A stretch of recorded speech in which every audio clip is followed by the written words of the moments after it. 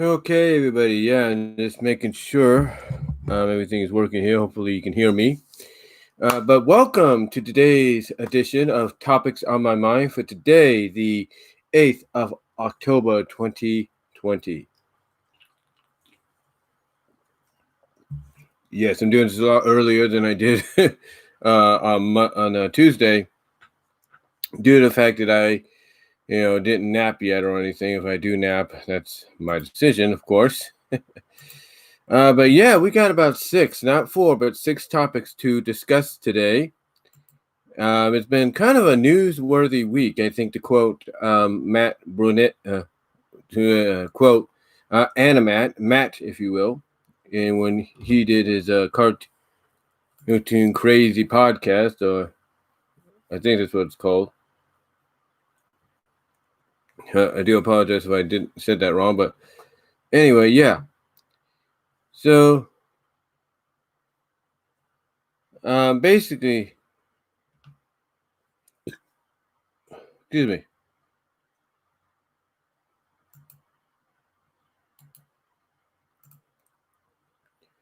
But yeah, basically we're here to we have a few topics to discuss today, if you will, various topics.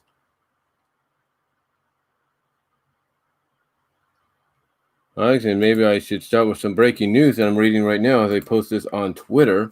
But this isn't one of the main topics we're going to talk about, but this is kind of breaking news. If you're looking forward to this movie, but 11 seconds ago, um, Pixar, 11 minutes ago actually, just reported that the movie Soul will be streaming exclusively on Disney Plus on December 25th, which is Christmas Day. Now, originally Soul was supposed to be in theaters come November, but now Disney is taking the other route that they did with Onward, and they're saying, "Hey, we don't know when we're going to get this out there because we don't know about the theaters and the future and all that. So let's just put it out on streaming and be done with it and see what happens." Yeah, I know some people may say that's not a good idea, but you know what? It is indeed, I guess you could say, a fair trade, as one Alex Hex hashtag actual autistic kelp, Alexander Kelp, that is, said on Twitter. But yeah, it is kind of an interesting trade. Don't get me wrong. Oh, it is kind of cool that we are getting that on Christmas Day. And I guess basically, if you think about it, Disney's just one of those people that are like, look, we don't know what's going on with, uh, none of us know what's going on actually um, with the theaters. We don't know if they're going to. We don't know when they're going to reopen. We don't know what the status is. Um, so I guess this is a good trade-off, and I know Uh, John Campa is going to talk about this tomorrow if it hasn't talked about it already. But yeah, it is an interesting trade-off. Don't get me wrong about that, because when you really think about it, Soul wasn't really promoted that well.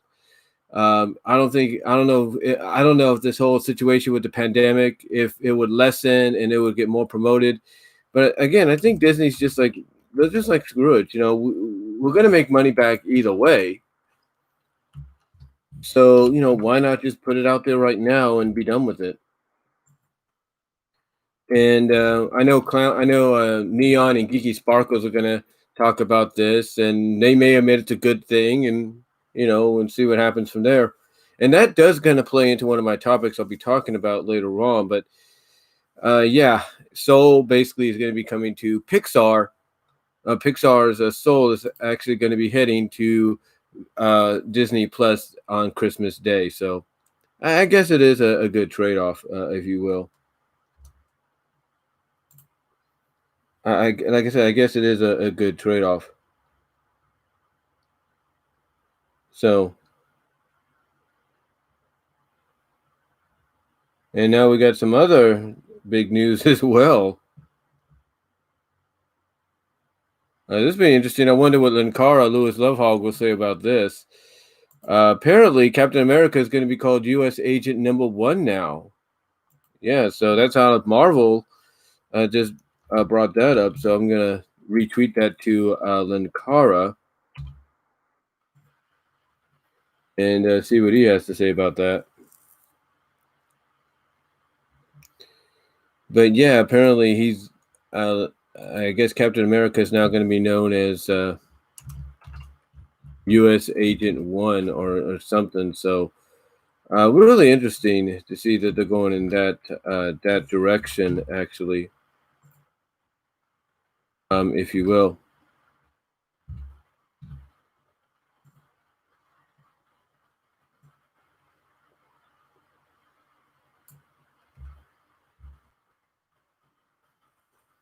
But anyway, besides that, let's get some topics going here, shall we? Let's talk about some topics, and I will bring those up here in a moment.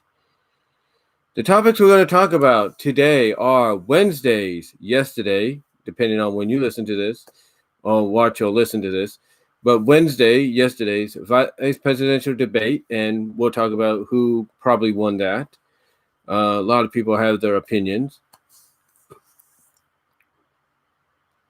Number 2, and I got to add the word here.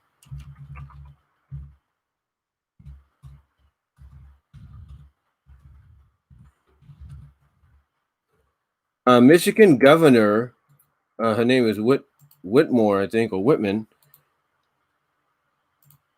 avoids attempted kidnapping that apparently was basically the second topic we're going to talk about after talking about the vice presidential debate. The Michigan governor avoids attempted kidnapping. Apparently, there was a planned out attempt to kidnap the governor of Michigan. And I guess from what we're understanding, hold her until after Election Day? Whitmer, something like that. Let me check something. Marvin Franks, Harrison Caserta. In there, the FBI thwarted a militia plot to kidnap the governor of Michigan, Gretchen Whitmer. Whitmer, that's what it is. Gretchen Whitmer. So yeah, she avoided kidnapping. I guess over the weekend or over the past few days or something like that from one of her cabins, if you will, that she goes to for vacation with her family. So we're going to talk about that, touch upon that a little bit. Then number 3, we're going to talk about is VOD, video on demand, and PVOD, premium video on demand, the last result for the big budget movies if most of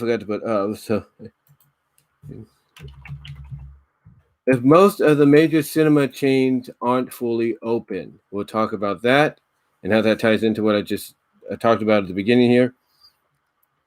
Number 4, we'll talk about is the media telling the full truth on the poll numbers and the number of virus cases. We'll get into that. Number 5, we'll talk about and discuss should retail giants null and void the no hiring. I should say there we go. The no hiring policy for employees fired over petty theft, and I'm going to talk about that from personal experience because I think, honestly, I have my opinions. I'll let you know about that. And then number 6, finally, we'll close out by asking the question, why do people collect movies, comics, toy figures, etc. if they don't have time to watch, read, or even display them? So we'll talk about that as well. Here on today's Topics on My Mind. And yes, you will also be hearing this on the podcast at the various podcast locations where you can find BW Rose's discussions. It will be on there as well. The places where you can find that, of course, are Spotify, iHeartRadio, Amazon Music, Stitcher, Breaker, Overcast, various places, Radio Public, Player.fm, various places where you can listen to your favorite podcast. You'll find BW Rosa's discussions as well. So, yeah, got a lot to cover here. And so,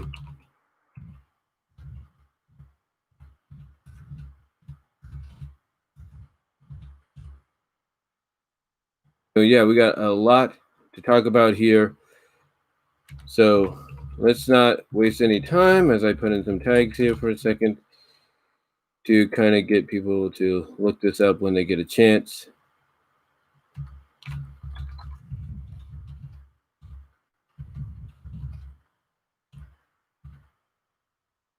Let's see.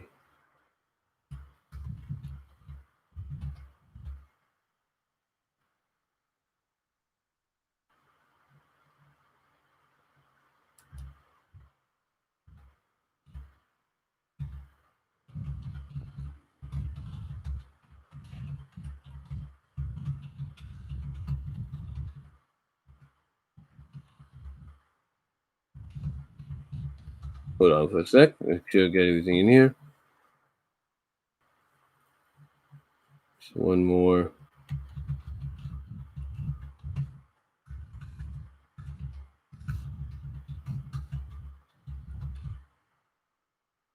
And there we go.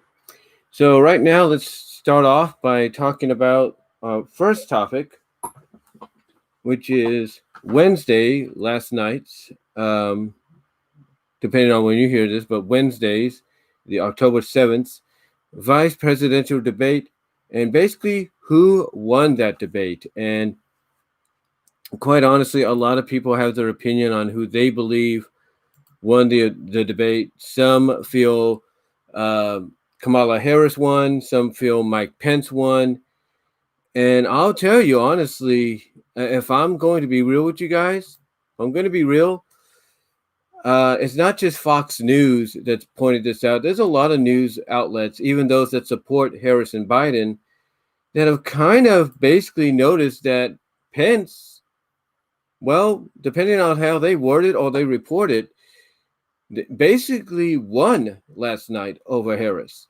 A lot of news media outlets, depending whether it's Fox, CBS, ABC, or whoever, Bloomberg, Yahoo Financing, whoever, local news, whatever you want to call it, online news, a lot of them are saying that Pence beat Harris. Some may word it, like I say, in a way that's maybe makes it sound like, Pence barely beat Harris. But initially there's a lot of outlets out there, media outlets, whether you believe what they say or not, that are saying that he beat her by basically, answering questions and basically exposing her or catching her in exposing her for who she is and catching her in a lot of lies. Fox News has even provided a lot of footage that they've gathered, a lot of archival news footage throughout the year from when she was attempting to run for president to even before that and in between, where she would say something else, but then she would contradict herself and say the opposite. So, yeah, apparently a lot of people from Fox News to various other news media outlets like CBS, ABC, Bloomberg, Yahoo, here on YouTube, Facebook, Twitter, you name it.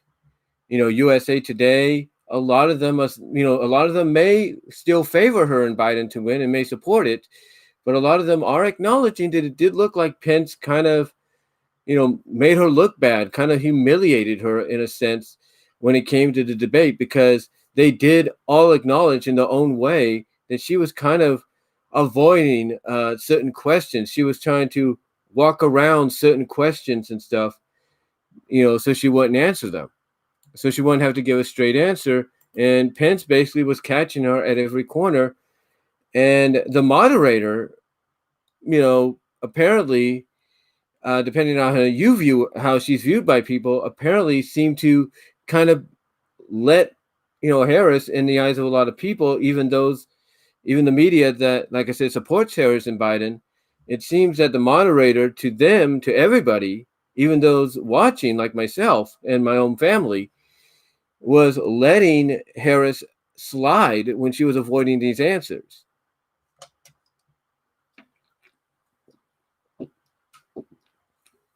So, and for anybody listening on the podcast, I'm drinking a Coca-Cola here, so that's why I paused for a second. But like I said, it seemed to, in the eyes of a lot of people, various news outlets all around, even those that, like I say, support Biden and Harris, or seem to, or be called out to, if you will, notice that. And they have to reluctantly, in a sense, agree that, yeah, it did seem like Harris wasn't, wasn't herself. Like she was basically not, she was basically caught off guard. Like the only reason she smirked a lot is because it's the only way she could acknowledge, I didn't like, I didn't like him saying that. I didn't like him pointing that out. I don't like him saying that. That's not what I wanted to have said. I didn't want people to know about that. So, yeah, that's basically why she was smirking in the eyes of a lot of people. The fact that she was smirking because she didn't like the fact that Pence was exposing her, for the lies that she was saying. And so, yeah, a lot of people, a majority of people will say, even those that do support Biden and Harris will say that it seemed like Pence, outdid Harris last night. Excuse me, there. Last night on Wednesday night. That he outdid her. He basically made her look bad. Now, here's the thing. I'm not gonna take away the fact that there are some Pence and Harris supporters out there that basically are not going to say the exact same thing about Harris. That Harris is the one that made Pence look bad. That Harris was the one that walked all over him, because there are groups of people and even some media outlets that will kind of point that out, that will kind of try to turn it around and say it was Harris that humiliated Pence. The other, so so you're going to have a mix. So you're going to have a back and forth debate there of, of who people and what. Basically, what I'm trying to say is you're going to have a debate there of who the news media and who do the people, the supporters, think outshined who. And again, even though there are some that will say Harris outshined Pence, a majority of the people, even the Harris Biden supporters, some of them, will agree that it looked like Pence outshined her. Now, I guess to kind of lighten the mood a little bit, and even the even the news media was catching up on this. And my mom pointed this out to me. She called me into the living room when she saw this. There was any kind of moment to kind of lighten things up, and I'm surprised. I'm surprised Harris, to be honest with you, didn't take advantage of this. If she did, that nobody's shown it. But there was a moment when a fly landed on the head of Vice President Pence. And a lot of people have been making a meme about that and joking about that. But besides that, it didn't bother Pence. Pence didn't even acknowledge it, if you will.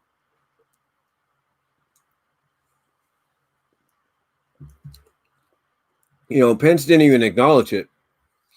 And, he just kept trucking on, as some people would say. He just kept moving on, trucking on. And knowing Pence, according to a lot of people, knowing Pence, he may make light of the fact, if not already today in Nevada and Arizona, he may make light of the fact that he had a fly on his head. So, he may make light of that as well. Who knows?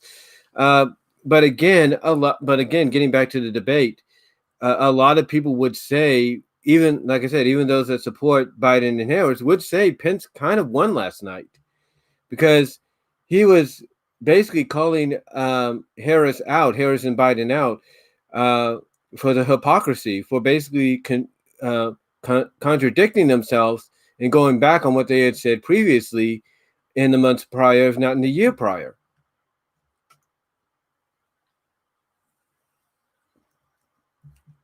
And And I don't know if that's going to help out or not. Like I said in the last podcast, basically you had someone on the Trump administration, or at least on the political side of things, when it comes to this election, saying that they don't take anything a source like CNN says seriously, because CNN is more tabloid than it's ever been. It's more fake than it's ever been before. So again, and the fact that they said that their polls, their insight shows the president basically about even with Biden. So, again, that's going to tie into another topic I'm going to talk about in a little bit. But yeah, it seemed to a lot of people, like I said, even those that support Harris and Biden, that Pence won.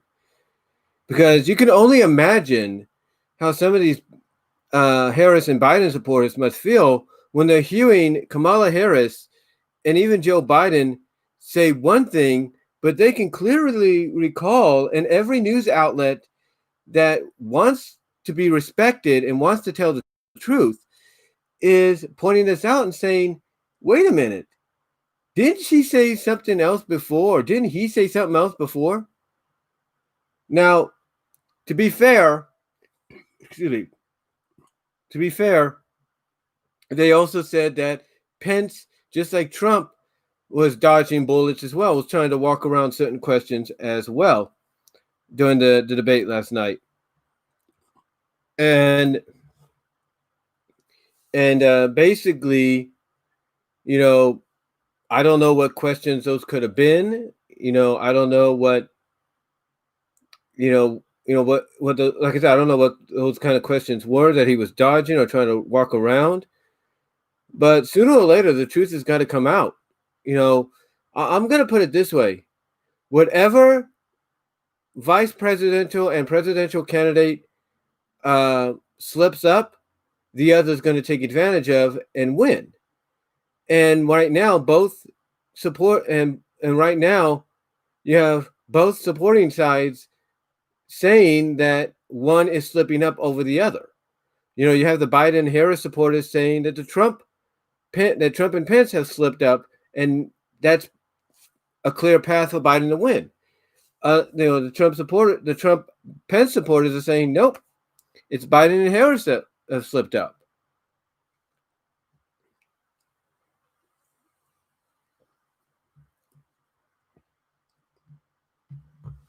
So, it's kind of like I'm looking at it this way, and I think it's even. I'm looking at it this way. After the debate last night, depending on how you view it and how you view who dominated, who won, who humiliated who, I have to say that the polls are about even. I have to say that depending on whatever polls you believe, that I believe in my mind are about even. And just like every election day and night is going to be the determining factor. That's what it's going to be. But here's what's interesting about this debate. Putting aside who you believe won, because like I said, there are a lot of people, even some Biden and Harris supporters and news outlets that support them as well, that kind of acknowledge that Pence won last night, while others acknowledge Harris won last night. What's interesting about this is you have various news outlets already, out there, like Fox News, Fox Business. I'm sure various others like CBS, various parts of the CBS news team. Same with ABC News and CBS News. CBS, not CBS. I just said CBS, did I? I meant ABC, NBC, and even again back to CBS News.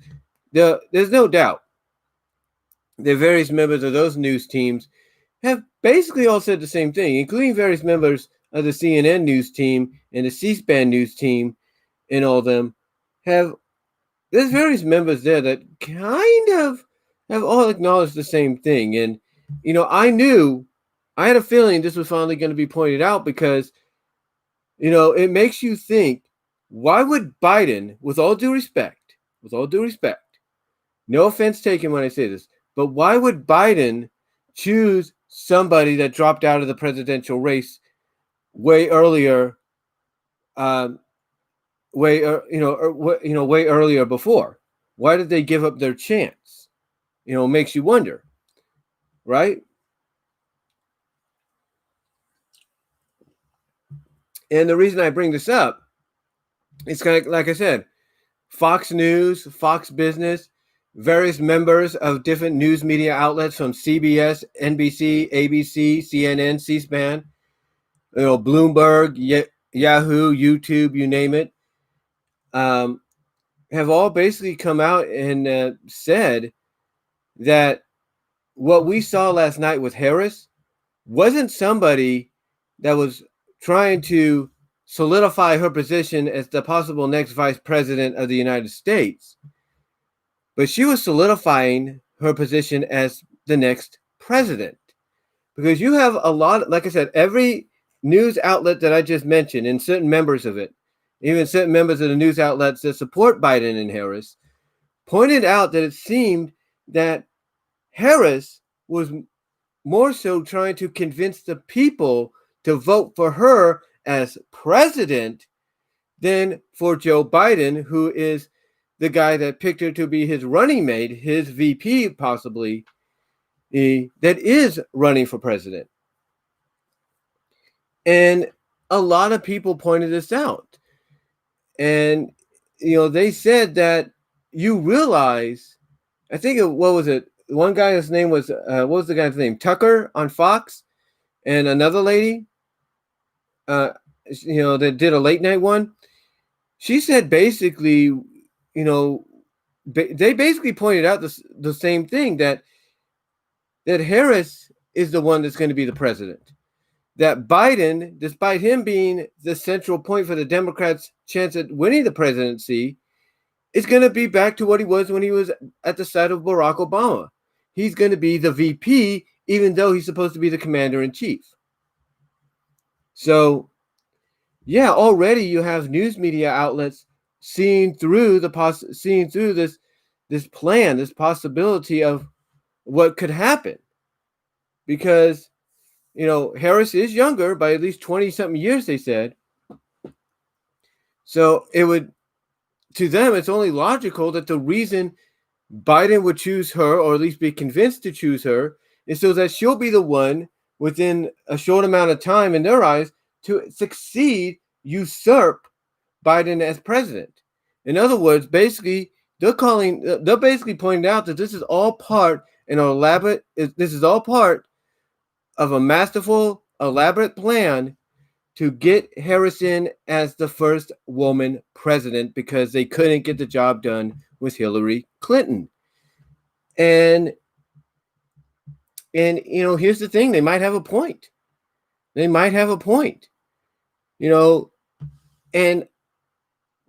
here's where I think that may not be the case, though, at first, should Biden and Harris win. Because I think what's going to happen is just like with Ajit Pai and the whole FCC deal and what, everybody worried about there, the whole situation there, I see something similar here. I see that the moment Biden and Biden and Harris are elected, if that happens, and they're sworn in at the beginning of the year, or around the first or second month of the year, excuse me, I guarantee you that the Democrats, if they have any majority of control, in Washington, they're not going to play their hands just yet. Because you see, that's what a lot of people, Democratic supporters that support Trump, believe it or not, and Republican and liberal and independent supporters who support Trump and their candidates, they're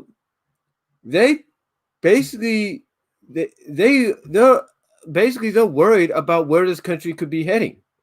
if Harris and Biden win. And like I said, and like I mentioned, the Democrats, they're not stupid.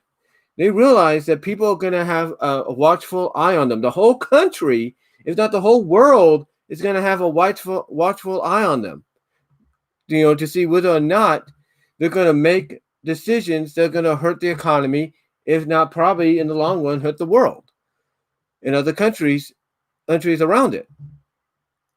So here's what I believe could happen. Like I said, just like with this whole Ajit Pai and the FCC, giving up, control to the FTC and and all that, and how people felt about that and what they felt could happen, you notice that nothing has really occurred just yet. But a lot of people are saying don't worry, it's going to happen in time. In time, it's going to occur. In time, this will happen. And, some people might say, oh, if you look at how sometimes your internet acts up or this happens or that happens, those are just signs of what's to come. Well, to compare that to what's, people worry about with the Democrats and Biden and Harris, they're not going to be playing their hands just yet.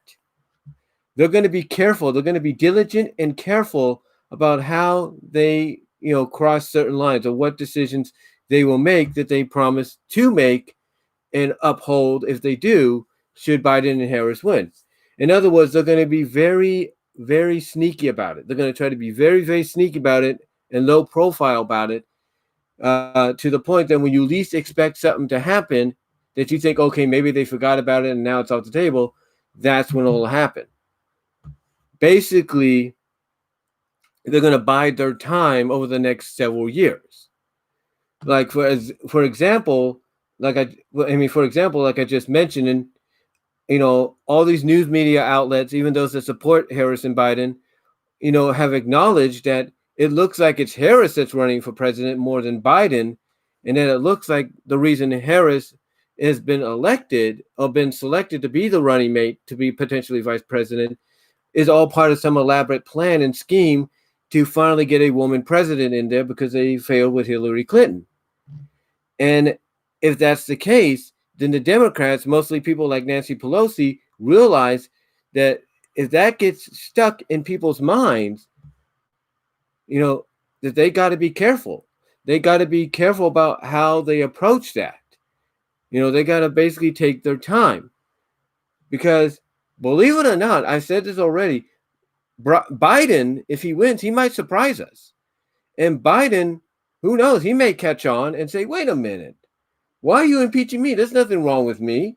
I've actually done a better job. And those that thought I was going to do a bad job as president are actually turning around and saying, hey, maybe he's not that bad after all.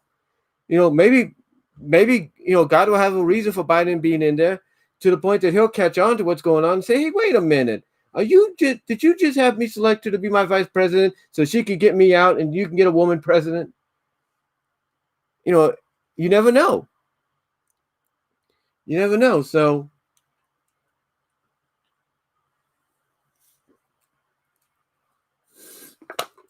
sorry, but I had to drink that. But like I said, you never know. You never know. This could be all part of an elaborate plan. And if Biden gets elected, who's to say he won't see through it? Again, we all have to just be curious about that because, like I said, a lot of places now, a lot of news media outlets are basically, even those, like I said, that are supporting Biden and Harris, are catching on to the whole, wait a minute, is this more about Harris possibly becoming president than it is Biden, the one who is running for president? Basically what's happening is a lot of people, even a lot of people in news media, like I said, and I know I'm repeating myself here, that support Biden and Harris are now, after last night, are kind of seeing through, thanks to Mike Pence and in the eyes of a lot of people, they're now starting to see through possibly what's the real reason why Harris is here, why Biden chose Harris. They're starting to kind of put the pieces of the puzzle together and realize, wait a minute, this election's not about Biden getting in, it's more about Harris getting in. And again, they're starting to put the pieces of the puzzle together and they're starting to connect the dots. And sooner or later, they're going to find out maybe that a certain someone in the House suggested that Biden pick Harris as his VP because it's that's the next step they need, or that's just like the final nail in the coffin that they need to, or the final piece of the puzzle they need to accomplish the goal, to get what they wanted, from 4 years ago. That Harris is basically the last piece of the puzzle. And again, when you have major news outlets like Fox and various members of other news outlets out there that seemingly are against Trump pointing this out as well, that doesn't make Biden and Harris look good. Especially when they're caught especially when you have news media outlets, showing archival footage of them saying one thing opposed to what they say now. So again, though, as far as last night goes, I can't really say, honestly. I mean, I would say Pence, since, obviously a lot of people are starting to see the truth about what's really going on with this whole Biden-Harris campaign. But, I don't want to say, because you know what? I'm just one of many. I'm just one of millions among billions of people here in the United States that, have an opinion, and if a majority of people feel Pence, even those that support Biden and Harris, feels Pence as of last night kind of was, kind of won, this second part of the war, the second part of the battle, then, then that's their opinion. And if people feel the same way of Harris doing the exact same thing to Pence, again, that's their opinion. So what's basically the deciding factor is going to be in a couple of weeks, either next week or in a couple of weeks, with the last debate. And however that occurs, however that happens, it's going to be up in the air. But I can tell you this from experience. When people go to the poll on election day, that's when the real truth is going to come out. That's when the real support is going to be revealed. And, everybody thought, remember this, we got to remember this. Everybody thought Trump was down and out in 2016 to Hillary Clinton, but come election day and election night, what happened? Exactly. People showed up in droves to support him, to show their support to have him elected over Hillary. So it's going to be an interesting next few. The next few weeks are going to be extremely interesting, if you know what I mean. But yeah, as far as who won last night, again, I'm just one of billions of Americans that have an opinion. But so that's all I'm going to say on it. That's all I'm going to say. But I know if my family was to listen in on this, if my mom was here listening to me record this podcast, I would, out of respect, for her, out of love and respect for her, I would say Pence won last night. But again, that's just my opinion. So, that's just my opinion out of billions. So again, we'll just have to watch and see what occurs over the next few weeks. All right. So next up, we're going to go to our second topic now. And this is really interesting. Just found out about this today. The Michigan governor, Whitmer, avoided an attempted kidnapping this past week, or not this past weekend, or yesterday, actually, from what it sounds like, by 6 individuals. Now, I don't know much about the details, but all I could say is, look, this Michigan governor may not be on the list of most popular or likable people in power across the country, but even though she's not likable or popular in the eyes of a lot of people, that doesn't mean, or that's not an excuse, I should say, to want to kidnap her and hold her hostage until after election day, and then release her I mean, what was the plan? What was these 6 guys planning to do?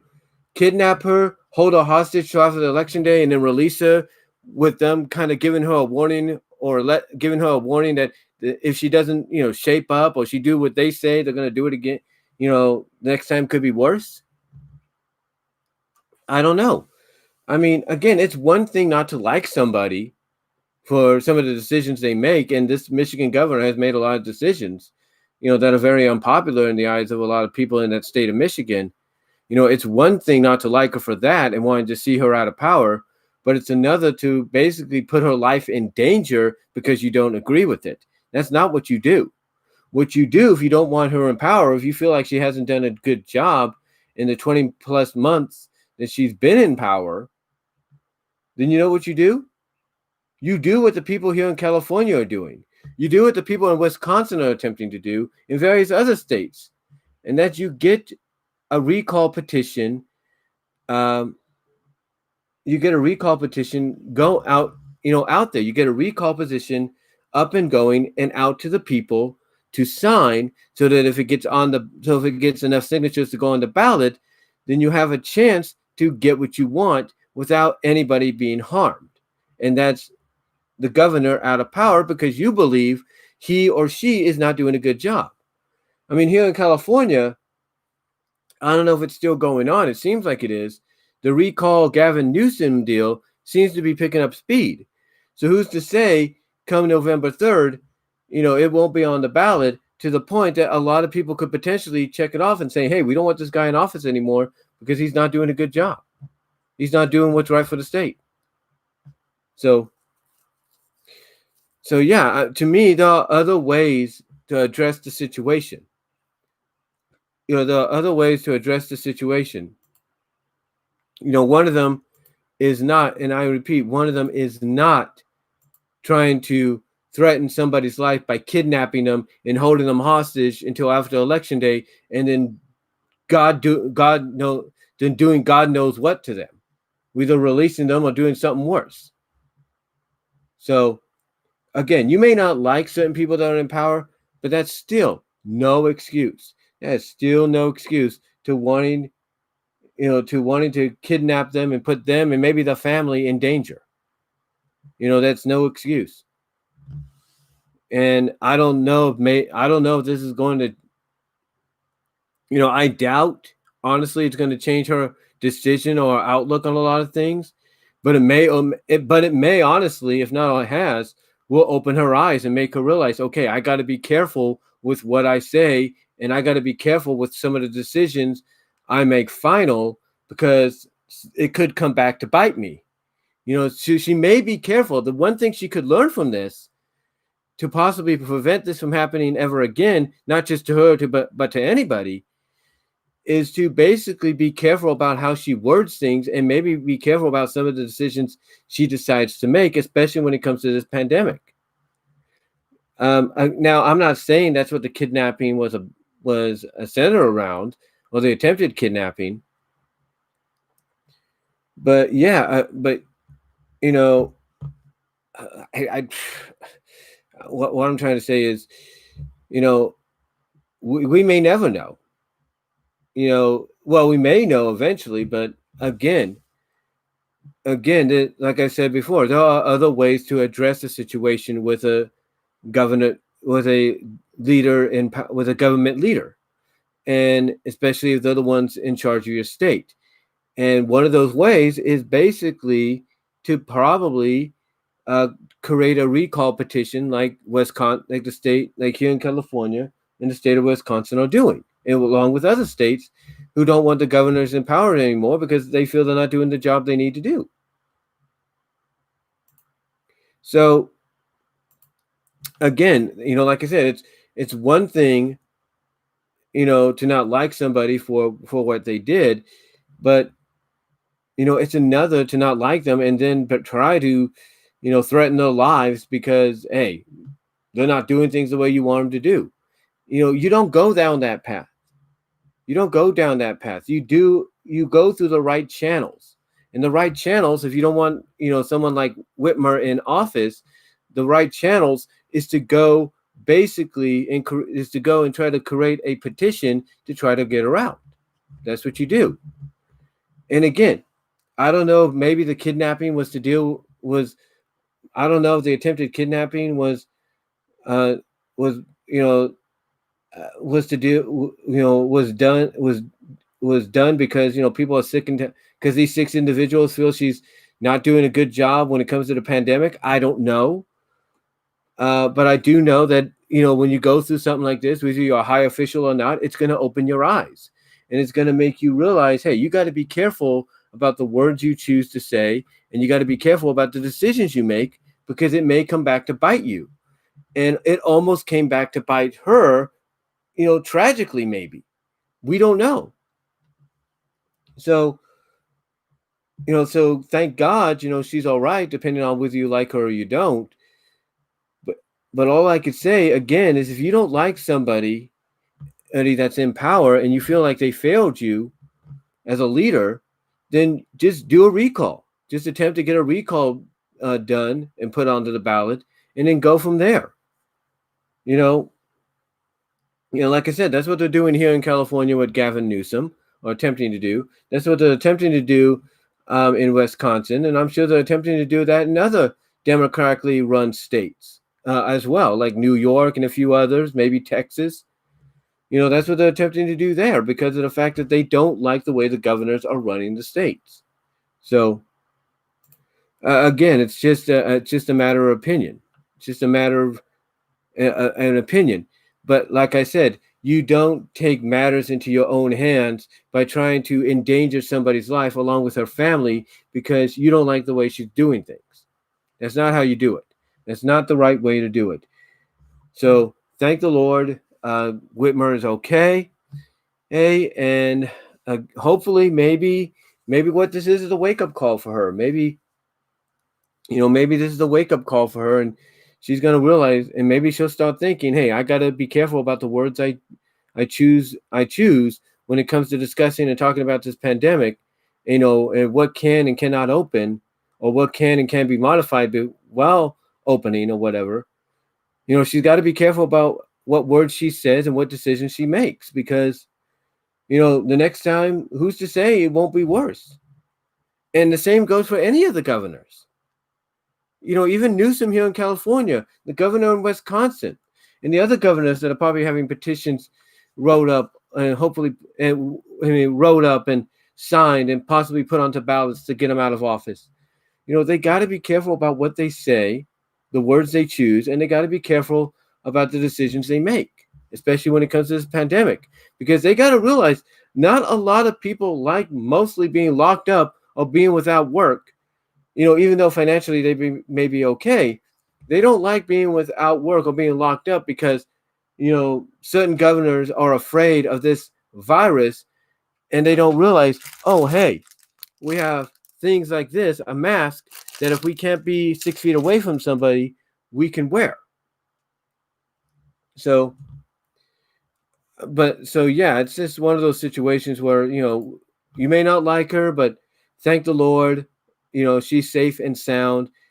And perhaps this is the wake-up call, and maybe God maybe this is going to be the wake-up call God has given her to make her realize, hey, you're making some bad decisions, you're using some bad choice of words.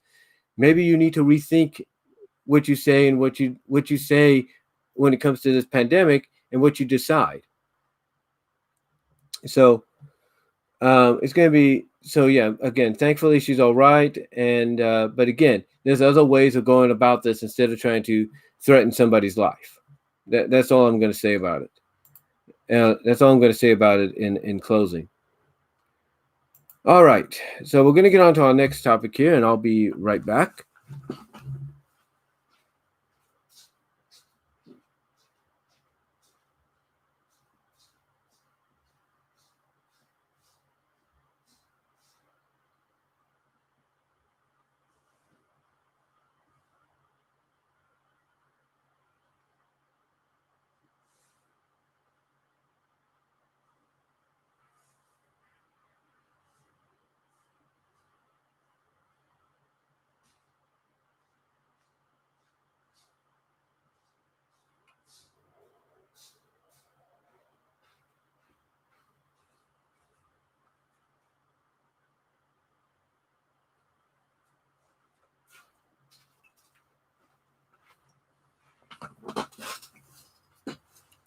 Okay, guys, I'm back. Sorry about that. I had to get another drink.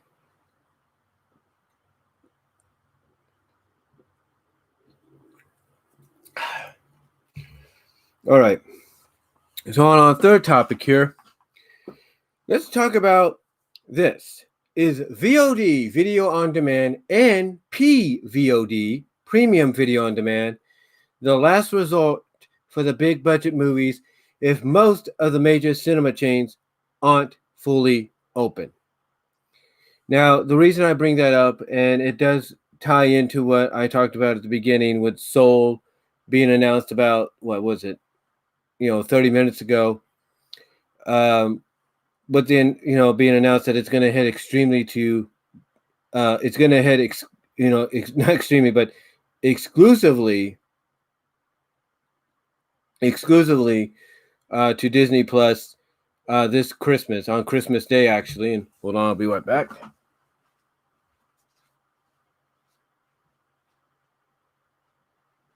Just checking something, guys.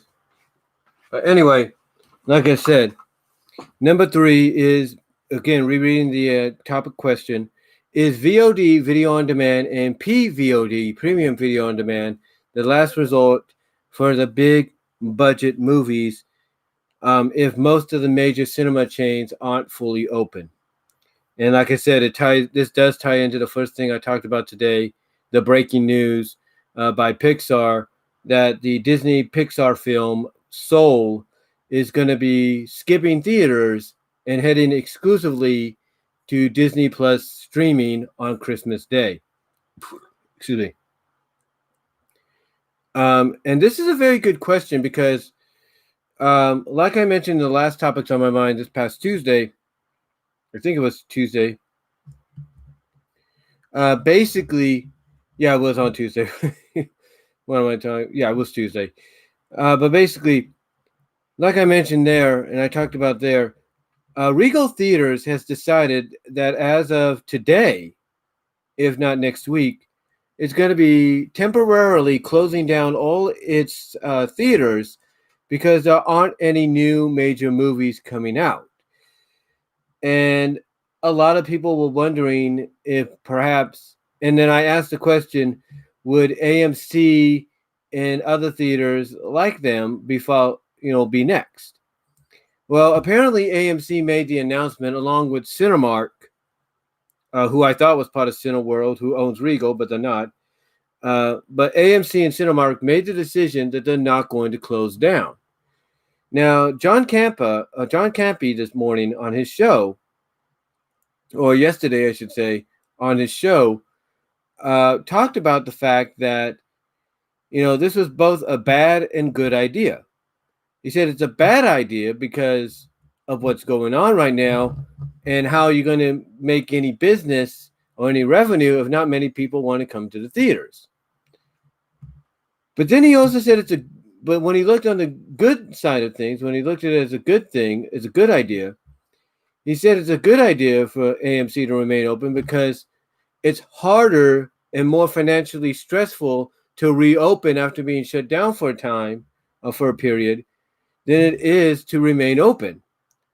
He also looked at the fact that with Regal closing down temporarily, at least until the beginning of next year, it opens the doors for them to waltz right in and gather that revenue, gather that, that income that, Regal would have made off of tickets and popcorn and all that had they stayed open.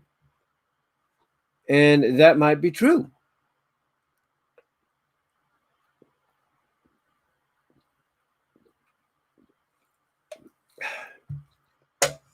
That might be true. However, though, when you look at it, it's like I said, on Tuesday, AMC and Regal are competitors. So AMC is looking at this as an opportunity to get more business. And, same with Cinemark. However, what does this have to do with my topic that I'm talking about right now about VOD and PVOD? Well, it's real simple what it has to do with it. You see, a lot of the big budget movies have been delayed until at least next year or even the year after. And a lot of people, according to some reports, are kind of getting more comfortable with watching some of these newer movies in the comfort of their own home. I mean, a majority of people now have these big 43-inch to 50-inch to 60-inch to heck, even 75-inch 4K, 1080p to 4K and maybe even 8K screens, excuse me,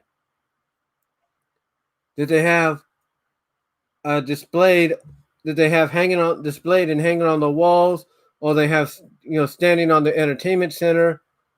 They have these big old screens that basically feel like a theater screen, and with the right surround sound that they may have as well. To them, who needs the theaters, right? Who needs the theaters?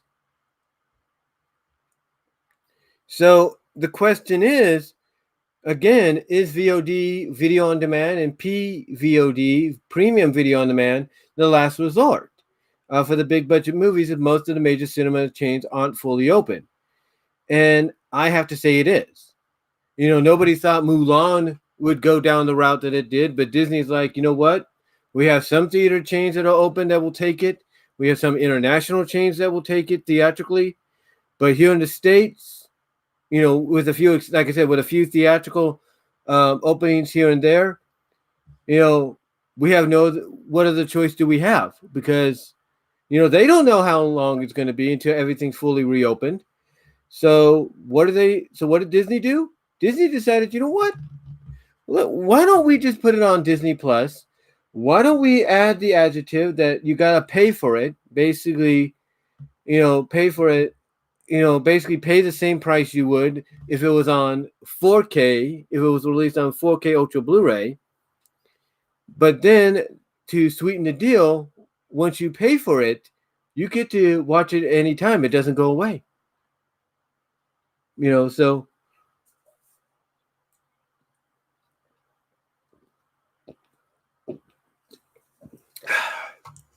drink some more Coke there.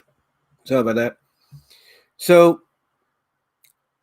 Disney made that decision. They made that call that even though internationally they had theaters open, even though in some parts of the States they had theaters open, they realized, hey, that's still not enough to get, this movie a lot of attention. So you know what?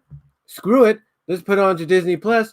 Let's make it a premium. Let's test something out by making it a premium release to where people have to pay basically the same amount as paying for it when it comes out in 4K Ultra Blu-ray, but sweeten the deal by saying that once they pay for it, it's theirs.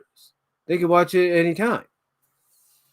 So again, and everybody, and think about it this way, everybody looked at Mulan as being a big budget movie for this year, being on the same, maybe not on the same levels, but being in the same category as a Wonder Woman 84, a Black Widow, an Eternals, if you will.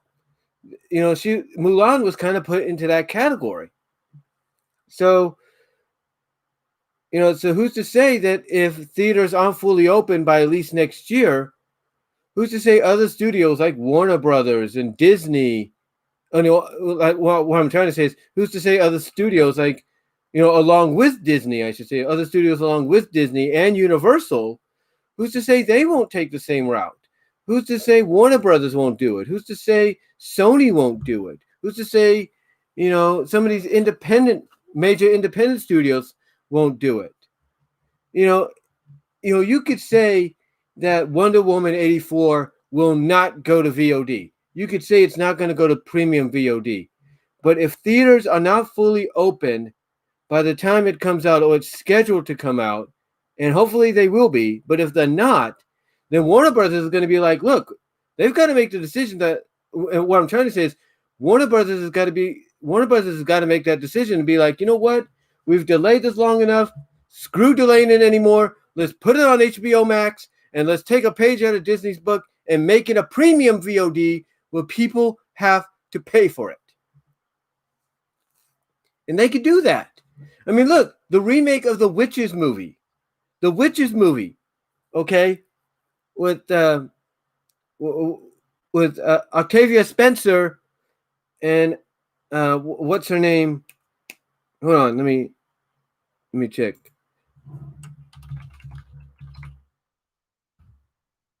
Here it is.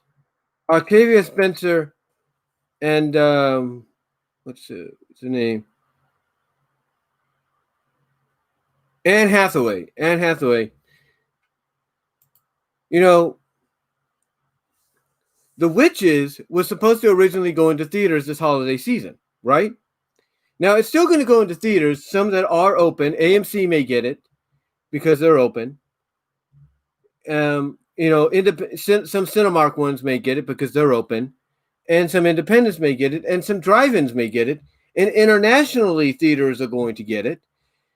But its main premiere, its main debut destination is HBO Max, and Witches was supposed to be a holiday movie, a semi big budget holiday movie, and now it's reduced to video on demand.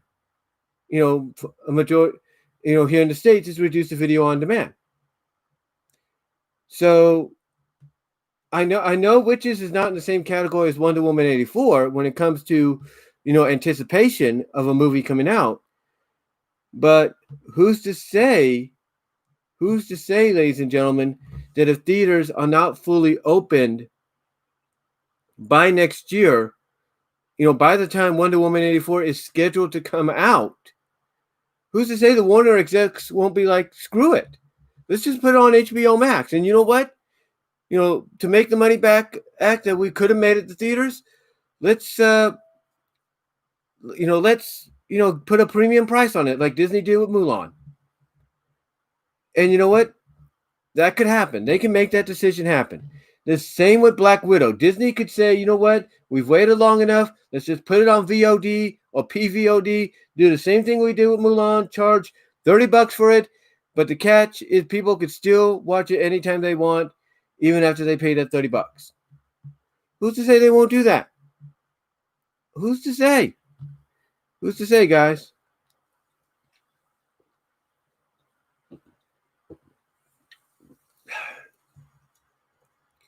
Who's to say? I mean, I'm not saying it's going to happen. Hopefully theaters will be at a semi-fully open operational capacity by next year that will enable them to do this. But who's to say it won't happen? Who's to say it won't happen? Because when you think about it, when you really, really think about it, some studios may have no other choice. Sony, I don't know if they've had to push back the Ghostbusters movie that they had planned for this year. Well, obviously they did, but I don't know if they had to push it back, not just to next year, but further. Who's to say Sony won't be like, screw it? We don't know if theaters are going to be fully open to capacity or semi-capacity by next year. Let's just put Ghostbusters Aftermath, I think that's what it's called, Ghostbusters 3, if you will. Let's put that on VOD. Let's put it on VOD. And they could take a page out of what Universal did with Trolls World Tour. Because what Universal did with Trolls World Tour is they had it in the theaters for a period, and then they took it out of theaters because of the pandemic. But instead of just saying, here, you can have the option of renting or buying it, they just said, screw it, we're going to let you rent it. We're going to put it on premium VOD. And you'll have 48 hours to watch it. And that's what they did. That's what they did.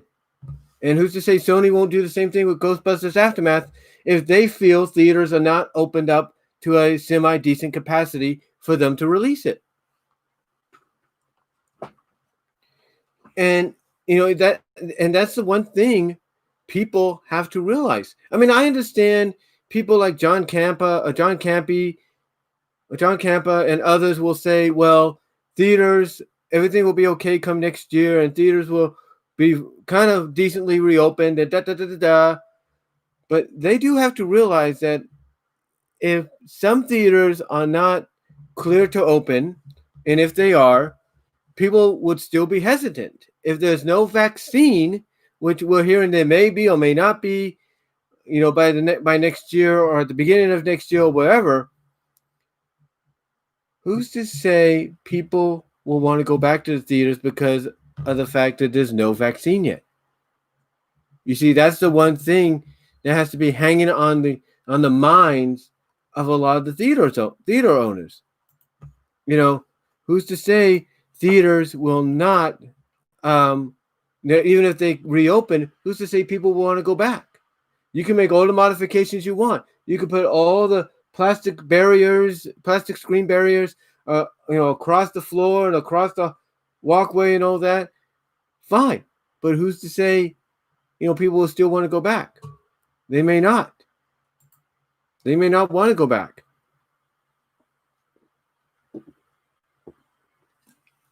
You know what I'm saying? They may not want to go back. They may be hesitant. They may be like, I'm not doing that. I'm not taking my chance. Oh, no. I'm not taking a chance. I'm not taking a chance. I'm not going back to no way. No way. I'm not doing it. I'm not taking a chance. I mean, who's to say, again, they want to go back, even if things are okay. Who's to say they want to do that? They won't. So you got to look at it like this. Again, you got to look at it like this. Studios may have no other choice. Paramount is planning to release 2 Hasbro movies next year, maybe 3 next year. One of them being the Snake Eyes movie, which would be the start of the multi-cinematic universe for Hasbro franchises, as well as they're planning to do a D&D movie, Dungeons and Dragons, as well as they're planning to release the My Little Pony movie, which is supposed to be the start of Generation 5. And who's to say Paramount won't be, along with Hasbro, won't be like, you know what? People aren't coming to the theaters that much anymore. Financially, they could look at the numbers and realize, hey, theaters are open, but not many people are coming back because there's no vaccine or they're afraid, So what's the point of putting this in theaters? They may decide to go to VOD or POV. What I'm trying to say is they may decide to go the VOD or PVOD route instead, because nobody wants to go to the theaters. Only if they do, financially it's financially not worth the time for Paramount to say, it may not be worth the time. What I'm trying to say is Paramount may look at that and be like, hey, it's not worth the time of distributing this out to theaters if financially we're not going to make some money back the way we're believing we can. You think they want to put out a big budget Snake Eyes G.I. Joe movie, which is supposed to be the start of the cinematic universe for Hasbro? Do you think they want to risk not making money off of that? Excuse me for a second.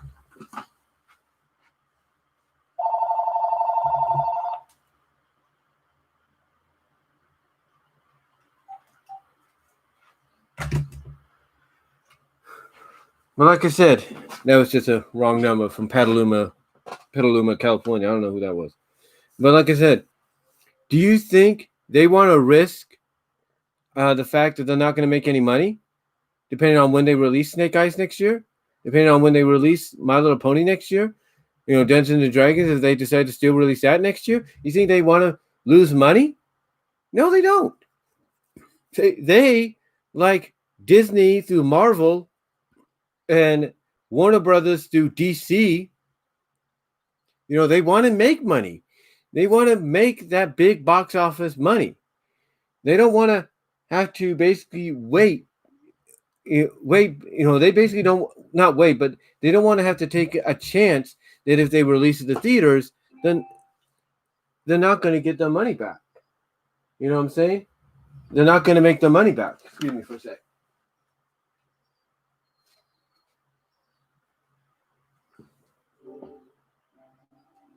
I have to charge my PS4 controller. The battery just told me it was getting low.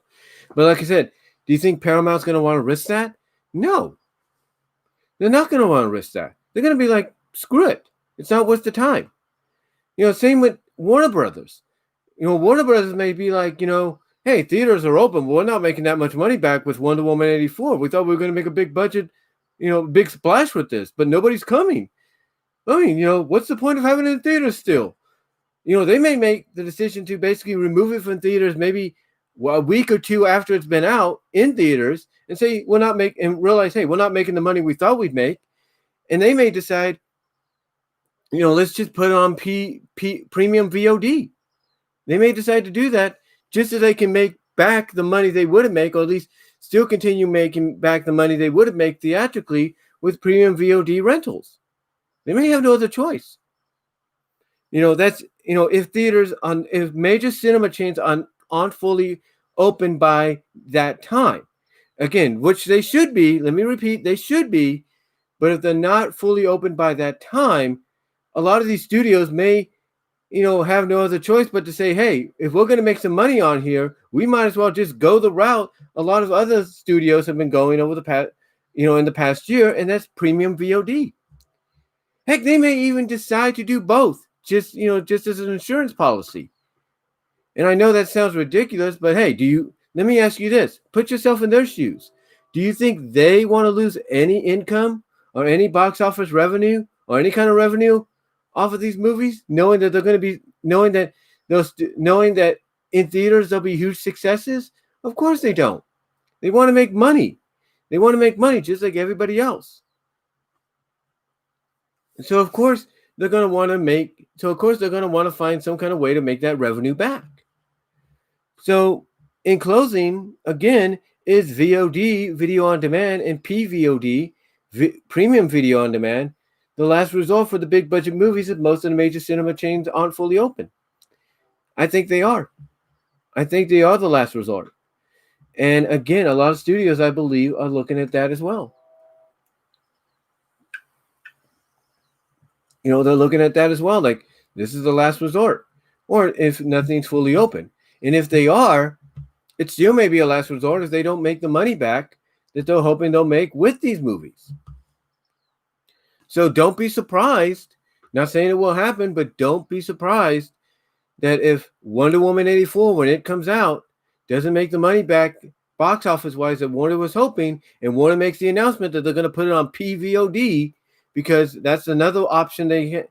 That's basically going to be the next option to make the money back, because nobody wants to go to theaters either because they've become too comfortable and gotten into the habit of watching these new movies at home with the big 1080, the big 43-inch to 70-inch 1080p to 4K to 8K televisions, with surround sound and all that.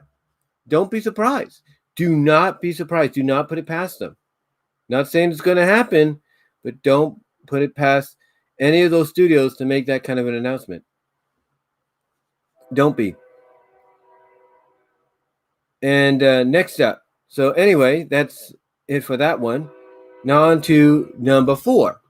And that's just a train going by down the street. But let's go on to number 4. Number 4 is the media telling the truth on the poll numbers and the number of virus cases. Okay, so this kind of ties in to what I talked about in the first topic. You have the media, you have certain members of the media, or parts of the media that are showing poll numbers, and sometimes the poll numbers are different from what other media is saying, and sometimes the number of new cases and hospitalizations and all that with the virus cases are different from the others. So the question is the media telling the truth?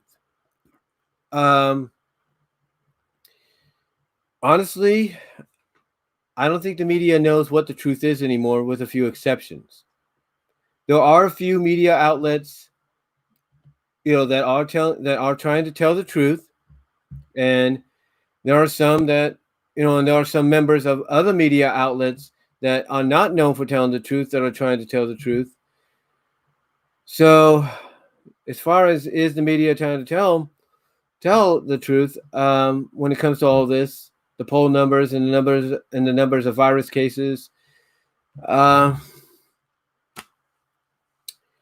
it's hard to say, but Right now, the media is not making themselves look good.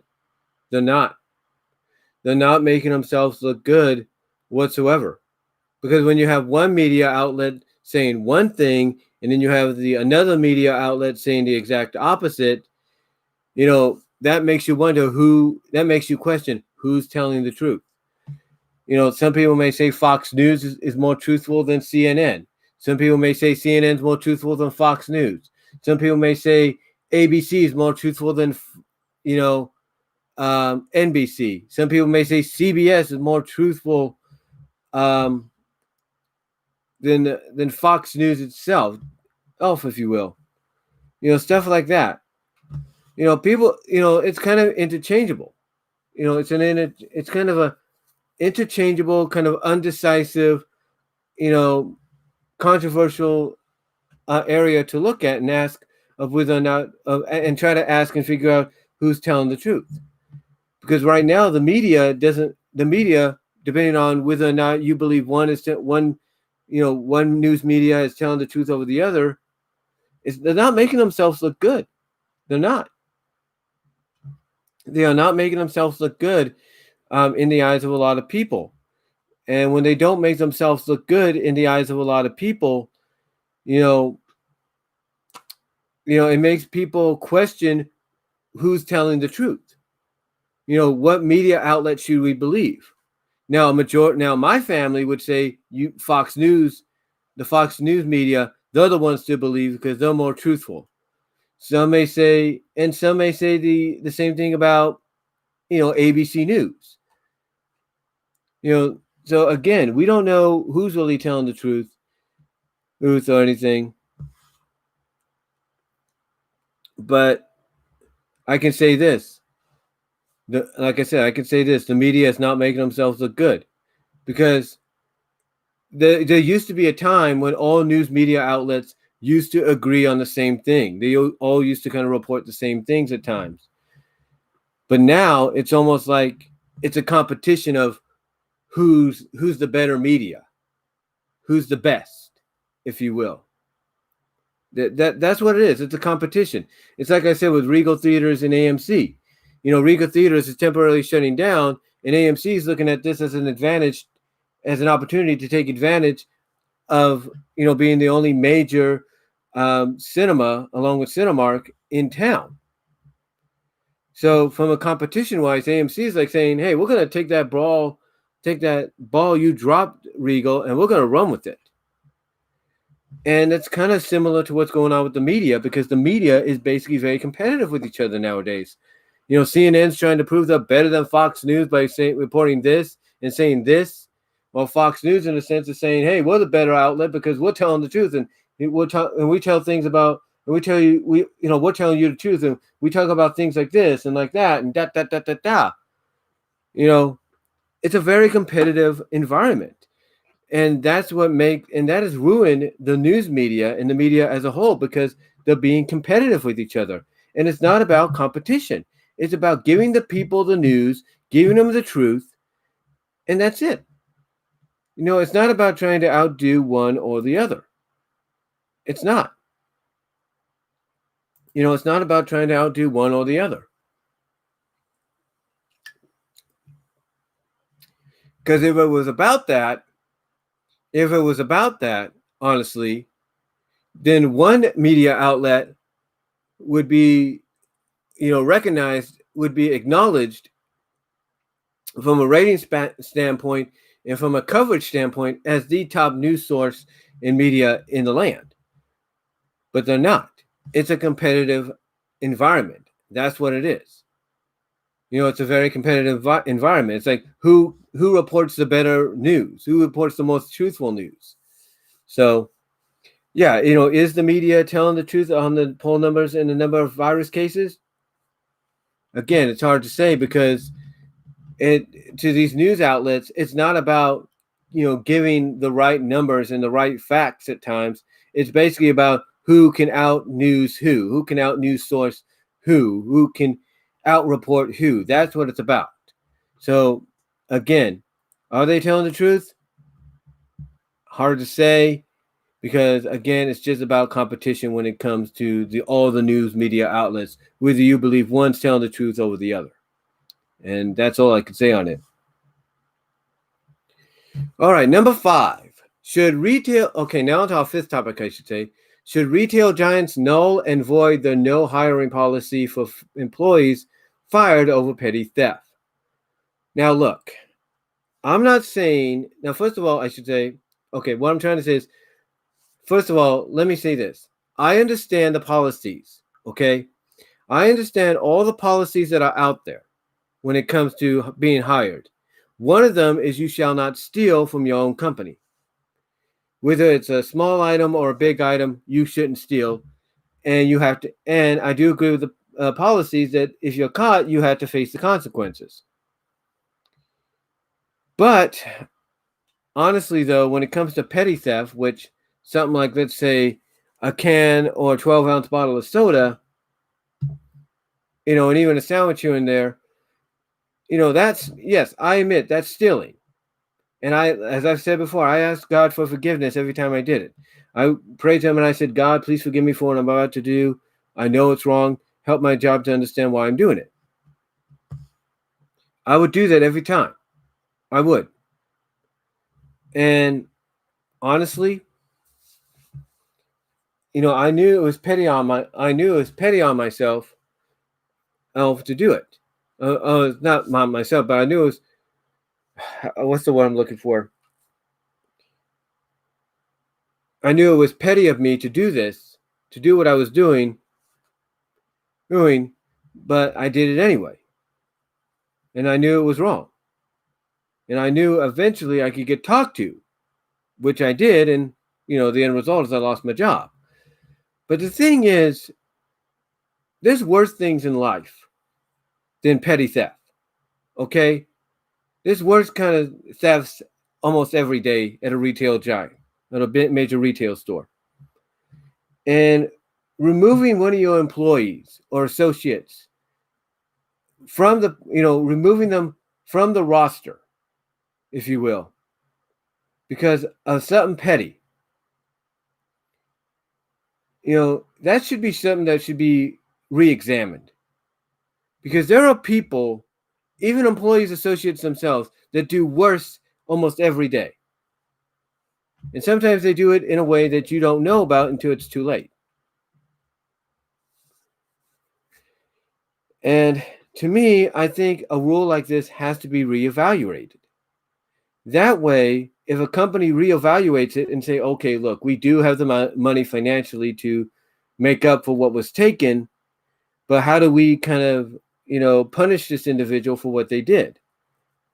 And a firing might be appropriate, or maybe more than likely a suspension without pay. That way they're not totally fired, but for the time they're suspended, they kind of have an opportunity to think about what they did. And then when they come back, you could put them on probation for at least maybe the rest of the month or for the rest of the year or for 90 days and say, hey, you do this one more time and you will be gone. You will be fired. So I think retail giants out there, retail store giants, should null and void the non-hiring policy, for employees and associates for the employees that got fired over petty theft. I think they should re-examine that and be like, you know what? We're not going to fire that person, but we will suspend them because it makes more sense, in my opinion. It makes more sense because, look, I understand. Again, I understand that they have the right to put that part of the policy, to put that part into the policies. I understand that. I get that. I respect that. And if they feel that's the only way to kind of get the message across that this kind of behavior or thievery or whatever is, despite how small or petty it is, won't be tolerated, then that's fine. But in my opinion, I think a lot of retail companies, big or small, should reevaluate that policy and be like, you know what? That person only took a soda, only took a bottle of soda, a bottle of water, whatever. It's no big deal. They'll, they took a sandwich, that's no big deal, compared to something like taking a big old 30-inch or 40-inch 4K television or whatever out without paying for it. You know, when you compare the two, you gotta start thinking to yourself, okay, what's more of a major theft between the two, and what's more accountable for a firing, if you will, over the two. Again, it's just my opinion, guys, but just my opinion. But I believe, in my opinion, that the retail giants out there, the various retail giants out there, should null and void the non-hiring policy for employees fired over petty theft, and kind of reevaluate it and kind of maybe rework it to the point that even if it is petty theft and it's been done a couple of times, that it should warrant more of a suspension without pay, maybe for a couple of weeks, a month, whatever, so that, you know, while that person is suspended and not getting that paycheck coming in for at least that, you know, couple of weeks or that month, they could start learning and they could sit at home and realize, oh, okay, I get it. I get what's going on here. They could start understanding the severity of what they did and realize, oh, I see what's going, and realize without getting paid, maybe what the store is kind of going through, even despite the fact that what they stole may not be, you know, as costly to a retail giant store as, let's say, as I mentioned before, as, let's say, a 40-inch or 43-inch 4K television. You know what I'm saying? So I think, honestly, retail giants should null and void the non-hiring policy for employees fired over petty theft and re-examine it and rework it to make it more of a, you know, suspension that might go for a week, a couple of weeks, maybe a month.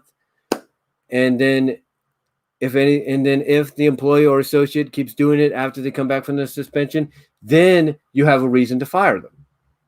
Then you have a reason to let them go. So that's just my opinion, guys. I think, honestly, retail stores should null and void the no hiring policy for employees fired over petty theft. We work it to the point that instead of firing, they're suspended for maybe up to a month without pay, and that if they keep doing it the same thing after they come back from suspension, then then basically the store will have a legitimate reason to fire them and let them go. So that's just my opinion on that. It's just my opinion on that.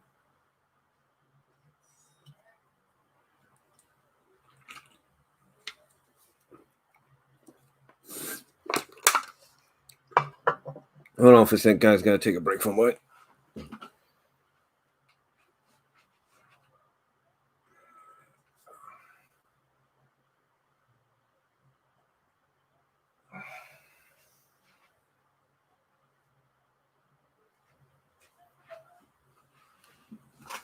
Okay, guys. I just had to I just had to get up because the light's kind of hurting my eyes a little bit. Sorry about that. Hold on for a second. All right, so the sixth and final topic here. Make sure I didn't skip any. Okay, I didn't. So our sixth and final topic. The sixth and final topic. Why do people collect movies, comics, toy figures, etc., if they don't have time to watch, read, or even display them? And this is a very good question because, you know, not only does it appeal to me, but it's also a question that could appeal to people like Zara Nizarek, Sean McLean, Patrick Butler, it's Frank Hill, Animat, Matt Brunette,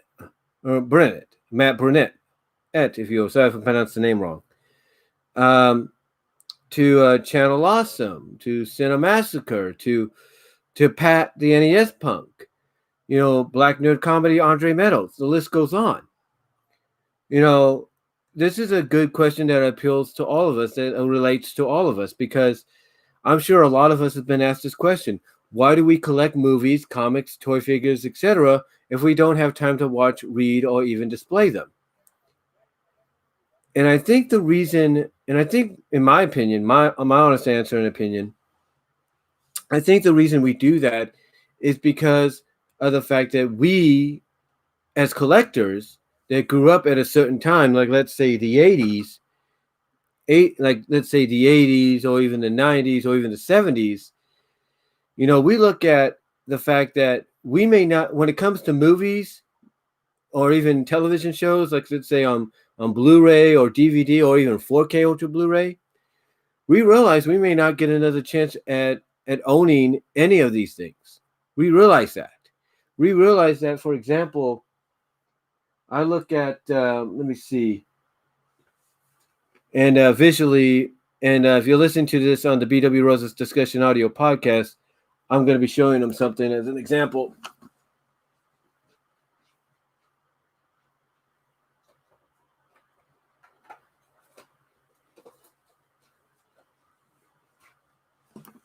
It's kind of like this. This is this was originally the San Diego Comic-Con Hasbro Pulse Twilight Through the Years, if you will, to celebrate the 35th anniversary of My Little Pony.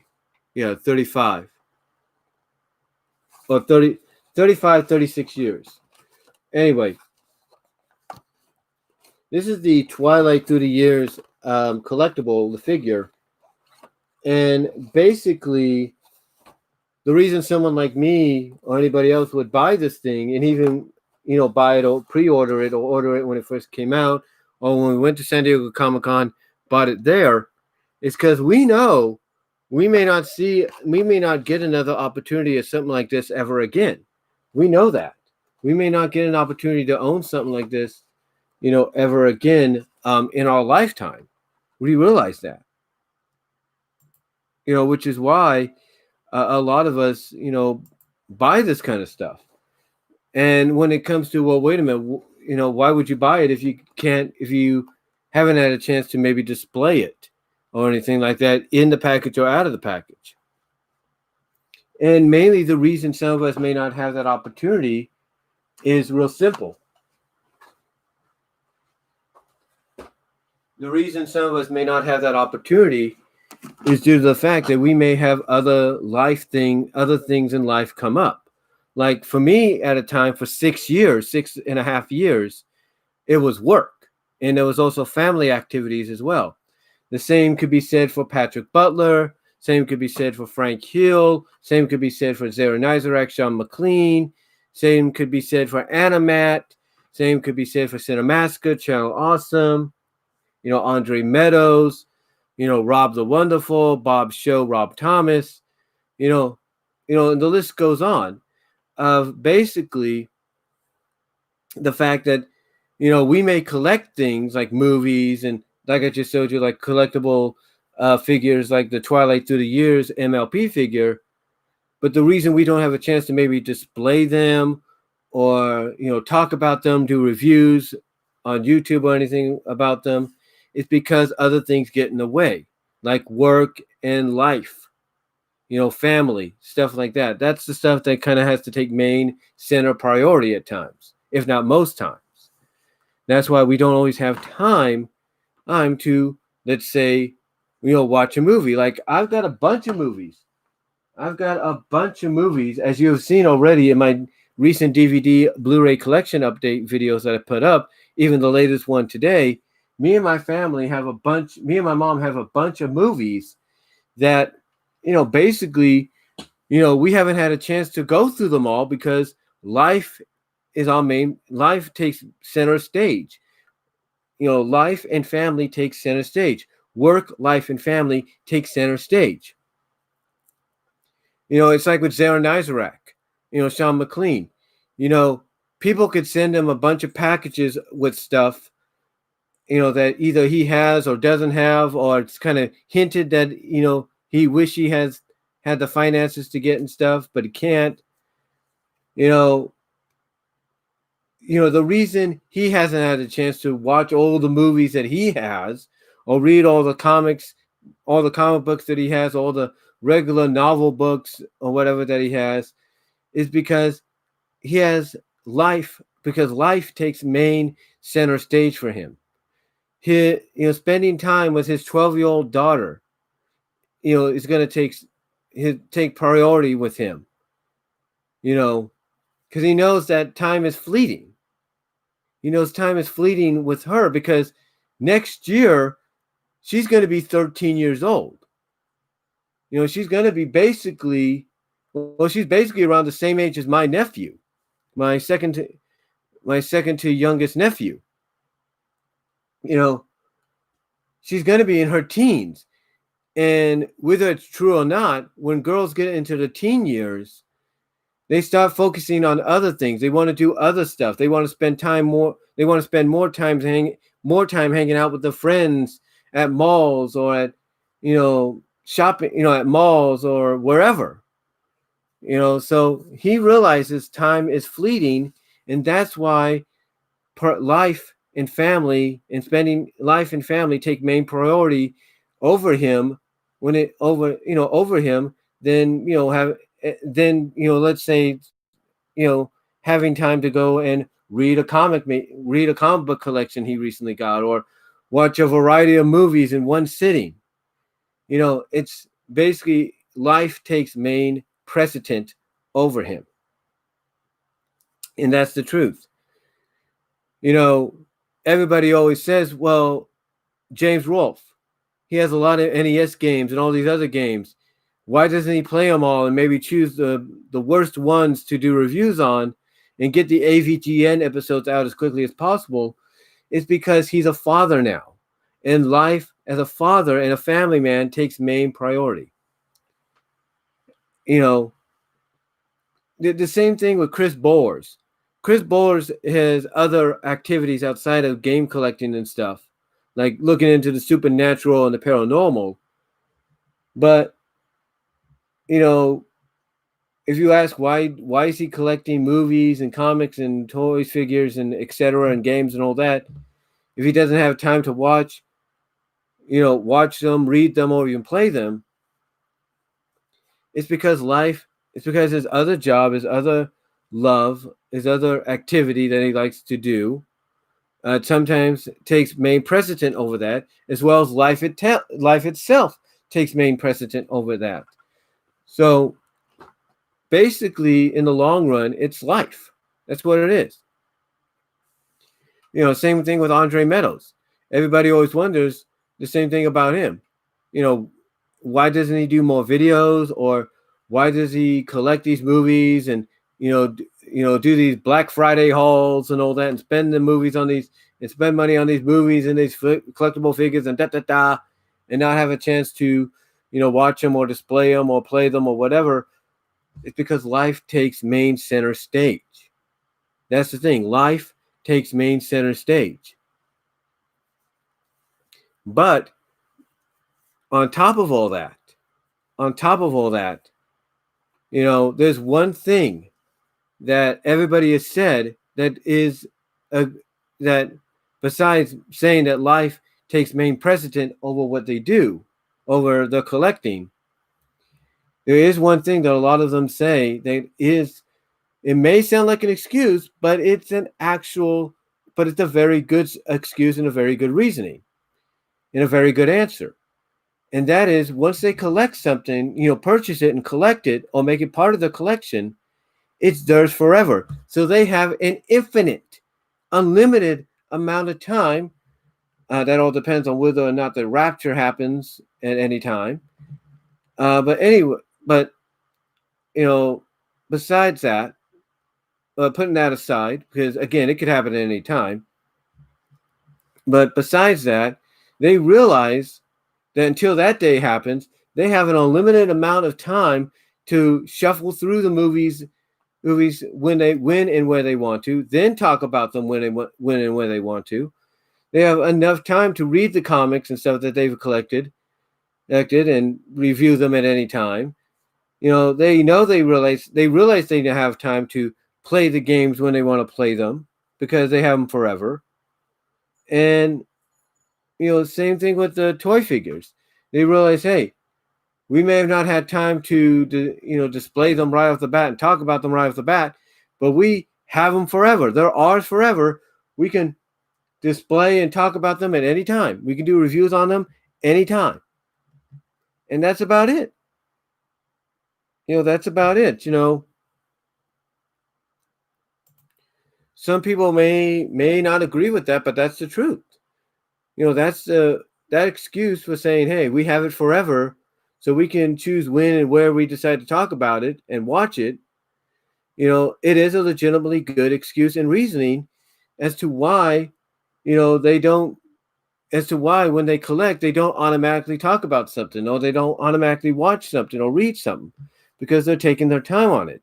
Heck, I have to still do a review on the Friendship is Magic issue 2 and My Little Pony Friendship is Magic. Not My Little Pony Friendship is Magic issue 2, but My Little Pony Transformers Friendship in Disguise and My Little Pony Friendship is Magic season 10. I still have to read and do a review on those. And I've had those for about 2-3 weeks now. But am I in any hurry? No. The reason I'm not in any hurry is because I have them forever. They're mine. I can do it at any time. And that's why, people collect movies. That's why people collect movies, comics, and toy figures, and etc. In the long run, even if they don't have time to watch, read, or even display them, they collect them because they know that they have them forever. They have them for that unlimited amount of time, and that they can choose when and where they want to watch, read, and even display them. So yeah, basically that's why people collect, because they realize that even though the collections may get big, they still have plenty of time. There's no time limit. There's no 48 to 96 hour time limit.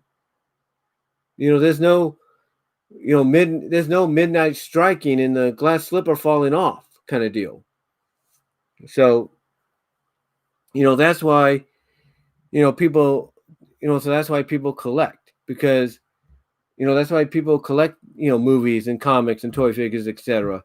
Because they know in today's world, in today's, day and age, that they can choose when and where they watch them, read them, play them, and display them, and then eventually maybe talk about them down the line.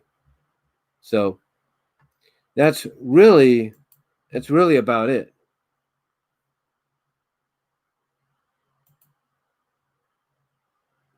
Yeah, I know about that, David Hinkle. He was telling me about Josie and the Pussycats coming to Blu-ray. Yeah, I know that. But like I said, and even David Hinkle here that just showed up in the live chat, he's along the same lines of those that I just mentioned. He collects movies, comics, toy figures, etc. But even he doesn't have the time to watch all the movies he has, or read all the comics he has, or display his collectibles where he wants or when he wants, because life takes precedent. So yeah, that's basically, in the long run, guys, why people collect movies, comics, and toy figures, etc. In my opinion, because they realize that when they purchase them and they collect them, they have them for the unlimited amount of time, no restraints, no nothing. And they can watch, read, and display them at any time they want.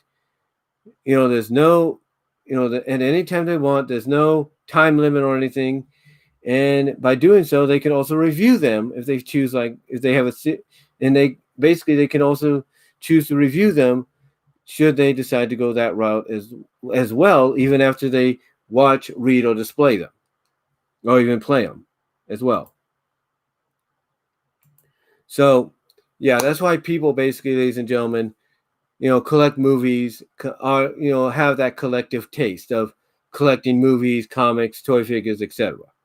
Because they realize, hey, we may buy and collect them now, but we won't have time to watch them right away as soon as we buy them. But we don't have to worry, because we can watch them at any time, or we can read them at any time, or we can display them at any time, or we can play the games at any time, because we have it forever.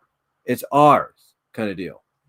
So that's why people do the collecting, of, like I said, of said media, if you know what I mean. of the movies, comics, toy figures, etc. So anyway, though, guys, that's about it. That's our sixth and final topic.